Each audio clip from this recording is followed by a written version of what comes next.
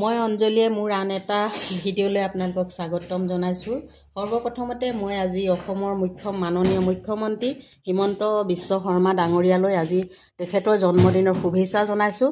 আৰু এই চেগতে মই এটা নৱপ্ৰজন্মক শাক এডালৰ লগত চিনাকি কৰি দিব খুজিছোঁ। এইডাল হ'ল মৰলীয়া শাক।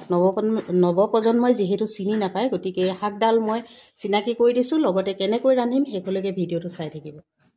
আহকচোন মই মৰলীয়াখিনি কেনেকৈ খাৰ দি ৰান্ধো চাওক আপোনালোকে। প্ৰথমতে তেল গৰম কৰি ল'লোঁ। এতিয়া নহৰু কুটি লৈ দি দিছোঁ। আচলতে নহৰু কুটি দিলেহে ইয়াত খাবলৈ ভাল লগা হয়। তেলখিনি গৰম হ'ল। এতিয়া মই কুটি ৰখা মৰলীয়া শাক আৰু দুডোখৰমান আলু এনেকৈ দি দিলোঁ। নিজৰ সন্তানকেইটাক মাকসকলে এনেকৈ কেতিয়াবা ৰান্ধি খুৱাবচোন। মাহেকে পথেকে এইটো এটা ঔষধি গুণযুক্ত হয় বুলি মই জানো, কিন্তু কি ঔষধত কি অসুখত লাগে মই সেইখিনি নাজানো। গতিকে এইবিলাক অকণমান নৱপ্ৰজন্মৰ কিতাপৰ যিহেতু নৱপ্ৰজন্মই আজিকালি চিনিয়ে নোপোৱা হৈছে।